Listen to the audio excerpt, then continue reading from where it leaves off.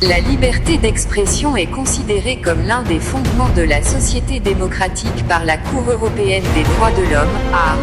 10, et, par là même, comme l'un des fondements de sa jurisprudence, 2. La liberté d'expression est inscrite à l'article 11 de la Déclaration des droits de l'homme et du citoyen, DDHC, de 1789. Elle fait partie des droits fondamentaux.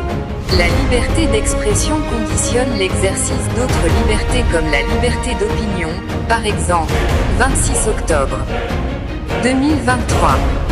Instagram est un réseau social permettant de partager des photos et des vidéos, fondé et lancé sous forme d'application mobile et web en octobre 2010 par l'Américain Kevin Systrom et le Brésilien Mike Krieger.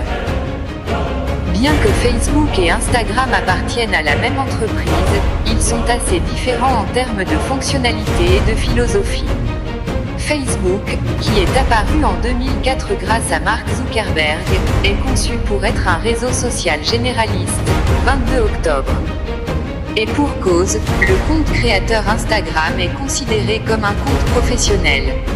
Ainsi, le compte créateur possède maintenant toutes les fonctionnalités du compte professionnel présenté plus haut, y compris pour la programmation des publications via un outil tiers, sauf pour les stories. L'exercice d'une activité professionnelle n'est jamais sans risque. Ainsi, chaque entreprise peut à tout moment causer un dommage à un tiers du fait de son activité. De ce fait, la responsabilité civile professionnelle de l'entreprise sera engagée. Celle-ci peut être couverte par une assurance. Compte professionnel est facultatif pour les entreprises individuelles. Rappelons que les entreprises individuelles, EIRL, peuvent adopter le régime de la micro-entreprise. Mais qu'elles aient choisi le régime de la micro-entreprise ou non, elles sont soumises à la même règle que les micro-entrepreneurs. Micro-entrepreneur est avant tout un entrepreneur individuel.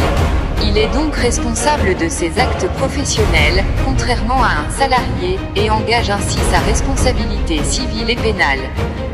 La responsabilité civile permet de réparer un préjudice pour des dommages causés à un tiers, 27 janvier 2023.